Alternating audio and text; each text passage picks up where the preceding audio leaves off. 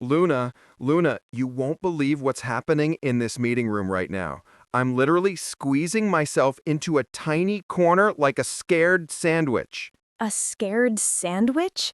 Jack, what exactly is going on in there? It's chaos. Everyone is talking, all at the same time. I can see Harry across the table raising his hand like he's trying to wave at an airplane, but nobody notices him.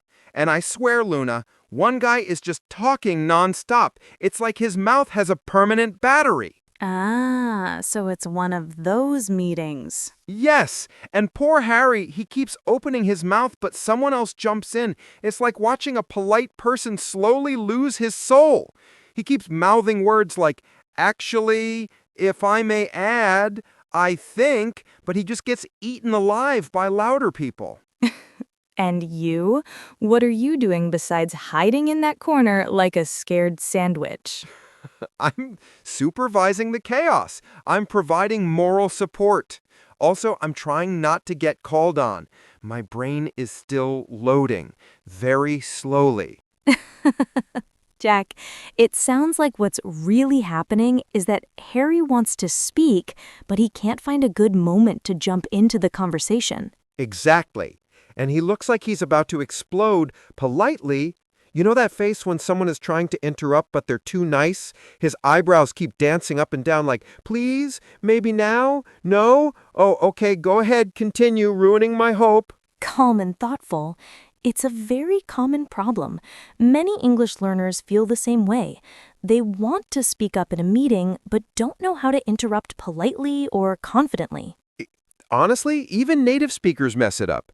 I once tried to interrupt my boss by saying, wait, listen, no, wait, hold on, and it sounded like I was rebooting. That's why today's topic is going to help a lot of people. Leaning in verbally. We're doing interrupting politely, right? For people like Harry, who look like they're silently yelling inside? Nodding in her voice. Exactly.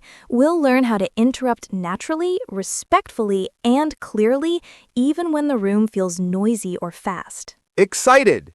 Oh, yeah. Because right now, I swear, someone just started a 10-minute story about their cat's diet. Harry looks like he's going to evaporate. Teasing. Maybe you should tell him what we're about to teach today. Proudly. Yes, we're going to break down how to find the right moment, how to use polite phrases, and how to sound confident without sounding rude. And we'll show learners how native speakers do it and how to avoid the angry interruption or the timid mouse interruption. Reflective. I've been the timid mouse. I squeaked once in a meeting and nobody even heard me. I think only the plants noticed. Playfully. Don't worry, Jack. By the end of this episode, even you will be able to interrupt politely and confidently. Determinedly. Perfect. And maybe we can also save Harry from his polite suffering. Smiling in her voice. All right then, let's begin. Rubbing his temples dramatically. Okay, Luna, before we dive into today's story, I feel like we need vocabulary armor, like emotional protection for people who can't interrupt without panicking. Warmly guiding. Exactly. Before we put Harry into a real meeting situation, let's preview 3 important phrases or words that he'll hear and use. Grinning nervously. And hopefully I can use them too, because last week I tried to interrupt someone in class and my voice came out like a confused goat. Laughing softly.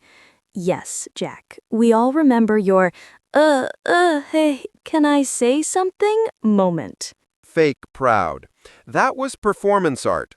I was acting like someone who forgot English. Smiling. All right, let's give you and our listeners some useful tools. The 3 items we're covering today are jump in, cut someone off, and hold that thought. Pointing verbally. These sound simple, but trust me, my brain turns simple phrases into soup. Let's go one by one. Tilting his head. Okay, jump in. Sounds like I'm diving into a swimming pool, but with words. Clear and friendly. That's actually a pretty good image. Jump in means to join a conversation quickly, especially when people are already speaking. It's casual and friendly. Playfully confused. But why jump? Why not walk in, slide in, politely walk through the conversational door? Teasing. Because conversations move fast, Jack. If you walk, you'll miss everything. Sometimes you need to jump so people notice you. Recalling dramatically. Oh, like my cousin's wedding dance floor. If you walk in, nobody sees you. If you jump in, people say, wow, confidence. Laughing. Exactly. But here, it's about talking.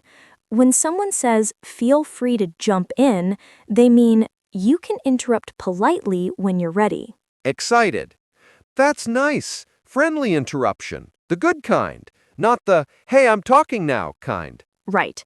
And Harry definitely needs to jump in at some point during the meeting. Worried. But what if he jumps too hard and looks like he's attacking the conversation? Reassuring. That's why we practice polite phrases. We'll get there. Cringing.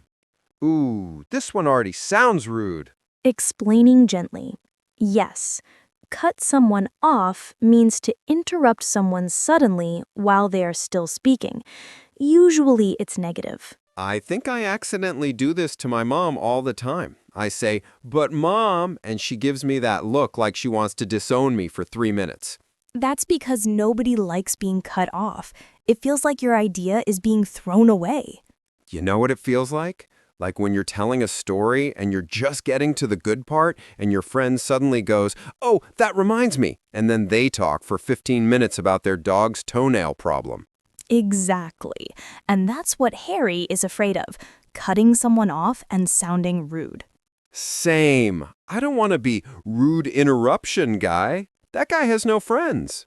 So we need to learn how to interrupt without cutting someone off aggressively. There are polite ways. Good, because if interrupting politely was a video game, I'm stuck at level 0. This one sounds like I'm literally grabbing someone's thought with my hands. Come here, thought. Sit. Stay. It means wait a moment. Don't forget what you're saying. I'll come back to you. Oh, like when someone is about to explain something important, but you need to say something quickly first. Exactly. It's a polite way to pause someone temporarily without making them feel ignored. So it's like pressing a pause button on a human being? Yes, but a gentle pause button. For example, hold that thought, Harry. I just want to add something here. That's actually really helpful. Sometimes I want to respond, but I don't want the person to lose their idea. This phrase saves friendships. It does, and in our upcoming story, someone will use hold that thought when things start to get chaotic. Oh, wow. I feel like this meeting is going to be messy. It will be, Jack. That's the point. Okay, so let me repeat to make sure I got them. Jump in, join a conversation quickly. Cut someone off, interrupt rudely. Hold that thought, ask someone to pause but continue later. Very good. And when we move into the story, you'll hear these phrases used in a real context. Real context? Like grown-up office meeting context? Yes, Jack. Not your usual Jack tries to order a pizza and fails context. Hey, I only failed that once, maybe twice, and the pizza guy talked too fast. All right, Jack. In part 3, we'll jump into the story where Harry tries to speak, but everyone else keeps talking. I'm ready. I've done my vocabulary push-ups. Good. Then let's move on. Okay, Luna, picture this. I'm walking into the meeting room with Harry, and he looks like a polite volcano ready to erupt. Oh, he's trying to speak, but nobody gives him space? Exactly. The moment we sit down, the team instantly starts talking super fast, and I mean fast, like auction fast. One person is explaining a marketing idea, another person is suddenly talking about redesigning the logo, and someone else is laughing loudly about a weekend story. It's like 3 different movies playing at the same time. And Harry is stuck in the middle of it? Harry keeps raising his hand very politely. He tries leaning forward. He even opens his mouth like he's about to speak, but every time, bam, someone else starts talking again. Classic situation. Many learners freeze because they don't know how to break into the flow. So the meeting begins. The manager says something like, "Let's review the project timeline." And Harry is so ready. I can see him inhaling like he's about to deliver the speech of his life. And then someone hijacks the conversation, right? Oh, of course. Maria jumps in and starts explaining her idea for a new feature. Harry tries to jump in too, but he doesn't time it well. He starts at the exact same second as Maria. Oh no, the double start. He says, Actually, But Maria keeps going, and he just freezes. He lowers his hand slowly, like a sad balloon losing air. Poor Harry. So the conversation moves on. 5 minutes later, Harry tries again. This time he leans forward and says softly, "If I may add," but no one hears him. Not a single person, not even me. And I was sitting right next to him. Jack, were you paying attention? I was, but someone suddenly mentioned free donuts in the break room. I got distracted by the fantasy of sugar. I'm only human. Fair enough. Anyway, Harry looks desperate now. His eyebrows are begging for help. He tries a third time. Someone else is analyzing numbers on the screen, and Harry sees a chance. He opens his mouth, but Someone cuts him off? yes, Tom jumps in like a human rocket and says, "Guys, I think we should change the entire strategy." And Harry's mouth just closes again like a sad garage door. Oh, amused but sympathetic. At this point, he must feel invisible. Totally invisible. So I decide to help him. I whisper, "Dude, you have to be more direct. You can't wait for silence. There's no silence in this room. You gotta jump in." Good advice from you for once. I know, growth. Anyway, Harry nods. He takes another deep breath. His determination is glowing. The meeting moves to a new topic, and this time, Harry tries a different approach. Curious, what does he do? Energetically reenacting. The manager is talking about deadlines. Harry leans in and says loudly but politely, "Sorry to jump in, but I have something important to add." Nice. That's a good phrase. Yes, and for the first time, the entire room actually stops. Everyone looks at him. Harry looks shocked, like he didn't expect it to work. Sometimes polite confidence works like magic. Continuing. So Harry starts explaining his concern about the timeline. He's doing great, but halfway through, Tom tries to interrupt him. Oh, Tom. But Harry doesn't panic this time. He says, "Hold that thought, Tom. I just need to finish this point." And he keeps talking. Delighted. Wow, look at him developing communication superpowers. I know. I wanted to give him a high five, but it felt like the wrong moment. Yes, probably. So Harry finishes his point. He looks proud. The manager nods and says, "Good point, Harry. Thanks for bringing that up." Happy for him, he finally gets recognition. Yes, finally. But then, get this, the misunderstanding happens. Intriguing. What kind? Lowering his voice dramatically.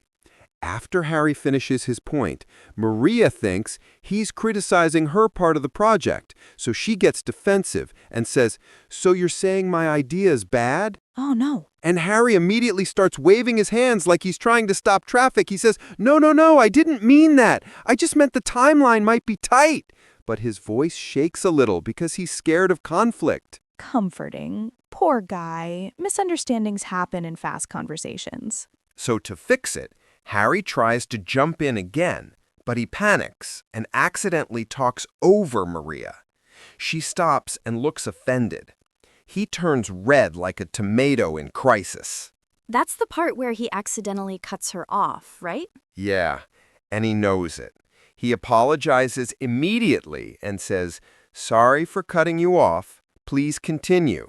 He literally looks like he wants to run out of the room. But a good apology can fix a big mistake. Exactly. Maria relaxes. She continues speaking. Then she ends by saying, "But I agree with Harry about the timeline." And boom, harmony restored. That's a solid resolution. Harry learned to interrupt, to pause someone politely, and even how to apologize correctly when he makes a mistake. He basically went from silent suffering guy to functional meeting human. And now we can break down exactly how he did it. Wow, Luna, that meeting was emotionally exhausting, and I wasn't even the one talking. Poor Harry. I feel like we need to unpack everything before my brain turns into warm oatmeal. That's exactly what we're going to do now. Let's break down the important phrases Harry used and misused during the meeting. Yes, please. Because half the time he looked confident, and the other half he looked like he was about to apologize to the furniture. It's normal. Interrupting politely is a skill you build over time. So let's look at the 4 big phrases from the story. Sorry to jump in, hold that thought, if I may add, and sorry for cutting you off. Wow, 4? That's like advanced meeting survival level. Don't worry, I'll keep it simple for you. Thank you. My brain appreciates the low difficulty setting. Okay, phrase number 1. Sorry to jump in. That sounded so smooth when Harry said it, like a polite ninja. Yes, sorry to jump in is used when you interrupt a conversation on purpose, but you want to show respect. So it's like saying, I know I'm entering the chat, but I'm not trying to be rude. Exactly, it softens the interruption. Here are 3 example sentences. Sorry to jump in, but I think we forgot to check the budget. Sorry to jump in, could you clarify that last point? Sorry to jump in, I just want to add something quickly. Sorry to jump in, but I need ice cream immediately. That's not a meeting context, but the structure is good. I'll take the compliment. Next phrase, hold that thought. This one is genius. It's like saying, pause, but don't die. A little extreme, but yes, it's a polite way to stop someone temporarily while showing you do want them to continue later. So it's not rude. It's like a friendly interruption. Exactly. 3 example sentences. Hold that thought, Sarah. Let me answer John's question first. Hold that thought. I just want to check something on the screen. Hold that thought. We'll return to your idea in a minute. Hold that thought, Luna. I just remembered I forgot my lunch at home. I think your hunger is interrupting you more than any meeting. I know. Now let's look at another phrase Harry used earlier in the meeting. If I may add. This one sounds extra polite, like Victorian polite, like drinking tea with the Queen polite. It is very polite and perfect for formal meetings. It means, I would like to say something in a respectful way. So it's like raising your hand verbally. Exactly. Here are 3 example sentences. If I may add, the numbers seem lower this month. If I may add something, I think we need more time. If I may add a comment, the customer feedback was positive. If I may add, Luna, I am very hungry and possibly dying. Beautiful grammar, terrible drama. Thank you. Now, let's connect these phrases to what Harry did right and wrong. Teach me, wise one. Harry's successes were, he used sorry to jump in at the right moment. He used a firm, confident tone. He didn't wait for total silence. He created his own space. He said, hold that thought, politely, to keep the flow under control. Nice. Harry leveling up. But he also made mistakes. He tried to speak too quietly in the beginning. He waited for a perfect moment that never came. He panicked and cut someone off without meaning to. Yeah, same. I accidentally cut off my teacher once because I sneezed too loudly.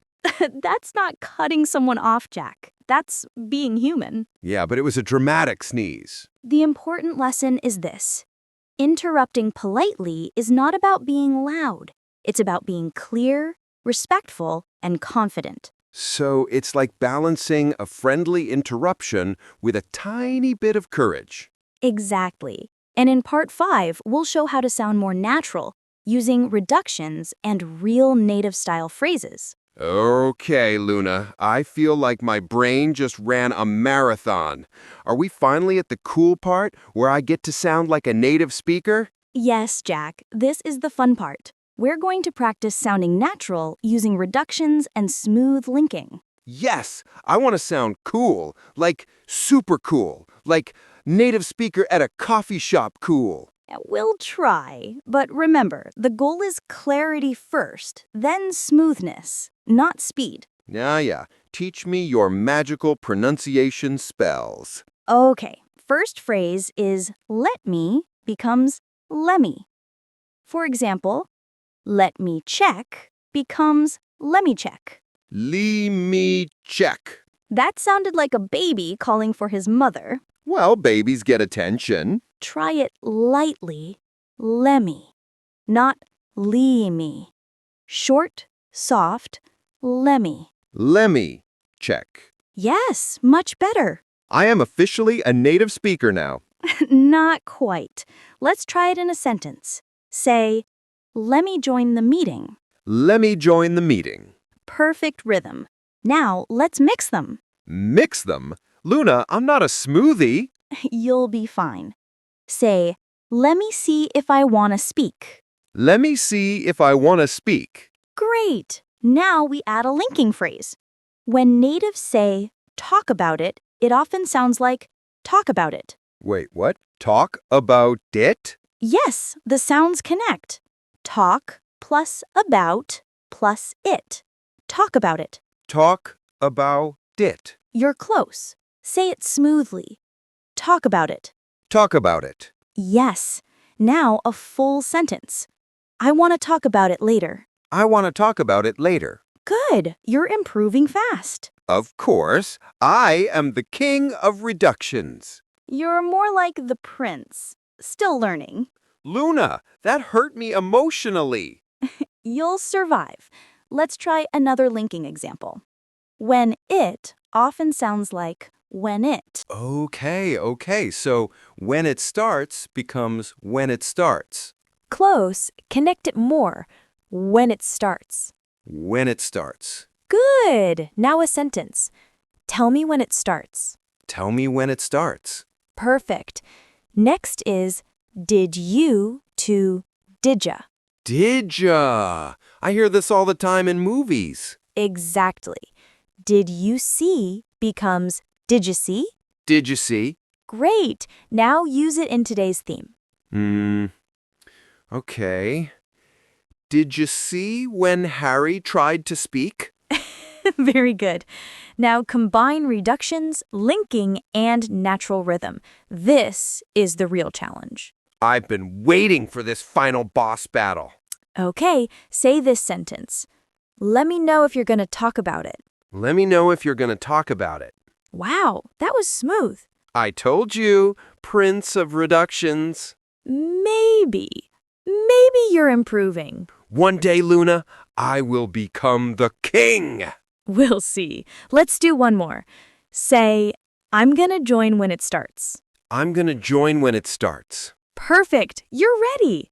I feel powerful, like I can interrupt a meeting with confidence and cool pronunciation. Please don't interrupt a meeting just to show off reductions. No promises. Check. Well, that was intense. My brain feels like it ran a triathlon while I was just sitting in a chair.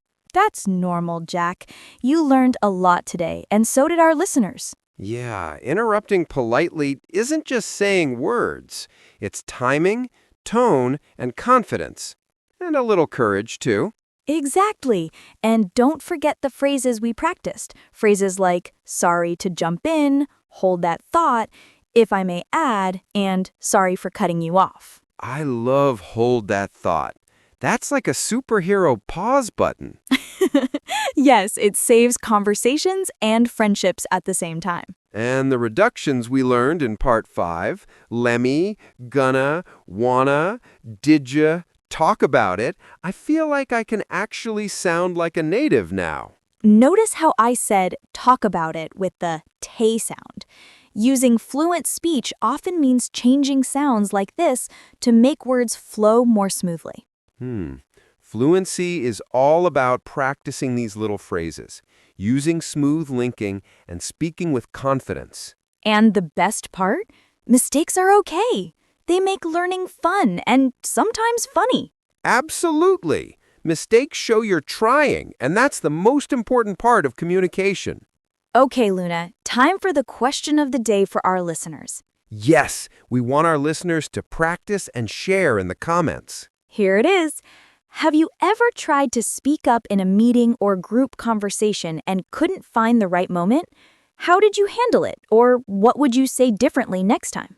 Perfect. It's specific, engaging, and gives learners a chance to reflect and comment. And don't be shy.